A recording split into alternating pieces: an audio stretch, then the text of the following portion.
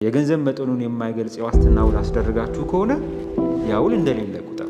ወይም ብናገር ምናምን ብላችሁ መፍራት የለባችሁ። መብታችሁ አልናገርም። አንዳንድ ጠቃሚ የህግ ጉዳዮችን እናወራለን። የመጀመሪያው ባልና ሚስት ሆናችሁ አንደኛው ከትዳር በፊት ብድር ተበድሮ ቤት ገዝቶ ከትዳሩ በኋላ ብድር መክፈሉ ቀጥሎ ከጋራ ንብረታችሁ ብድር እየተከፈለ ቢቆይ ቤቱን የጋራ ያደርገዋል ብድር መከፈሉ የሚለውን በተመለከተ ጥያቄ ተጠይቄያለሁና ከጋብቻ በፊት ያለ በጋብቻ ውስጥም ሆኖ በግል አንደኛው ተጋቢ የወሰደው ብድር የዛ ሰው የግል ዕዳ ነው። አከፋፈሉን በተመለከተ የእሱ ዕዳ መክፈል ካልቻለ ወደ ጋራ ዕዳ ሊመጣ መቻሉ እንዳለ ሆኖ ግን የእሱ የግል ዕዳ ነው።